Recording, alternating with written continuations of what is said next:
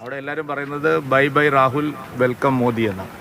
ഈ ബി.ജെ.പി നേതാവ് പ്രകാശ് ജാവ്ദേക്കറുമായി ഇ.പി. ജയരാജൻ കൂടിക്കാഴ്ച നന്ദകുമാർ പറഞ്ഞു. ഇ.പി. അത് സ്ഥിരീകരിച്ചിട്ടുണ്ട്, കൂടിക്കാഴ്ച നടത്തിയെന്ന് അദ്ദേഹം തന്നെ പറഞ്ഞു. അല്ല, അത് ഇരു മുന്നണികളിലെയും പല പ്രമുഖരും, നിങ്ങളിപ്പോൾ ഒന്നോ രണ്ടോ പേരുകൾ മാത്രമാണ്, നിങ്ങളിപ്പോൾ സുധാകരൻ, ഇ.പി. ജയരാജൻ തുടങ്ങിയ പേരുകൾ മാത്രമാണ് കേട്ടിട്ടുള്ളത്.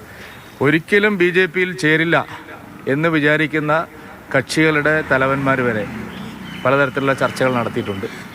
ജൂൺ 4-ന് ശേഷം കൂട്ടത്തോടെ LDF, UDF മുന്നണികളിലെ പ്രമുഖർ ബി.ജെ.പിയിൽ ചേരും. അതാണ് ഞാൻ പറഞ്ഞത്, ഇത് വലിയൊരു രാഷ്ട്രീയ മാറ്റത്തിനുള്ള തെരഞ്ഞെടുപ്പാണ്. കഴിഞ്ഞ ഇത്രയും വർഷങ്ങൾക്ക് ശേഷം ഇതാദ്യമായിട്ടാണ് ശക്തമായിട്ടുള്ള ഒരു രാഷ്ട്രീയ മാറ്റത്തിന് വിരൽ ചൂണ്ടുന്ന ഒരു വലിയ തെരഞ്ഞെടുപ്പായിരിക്കും.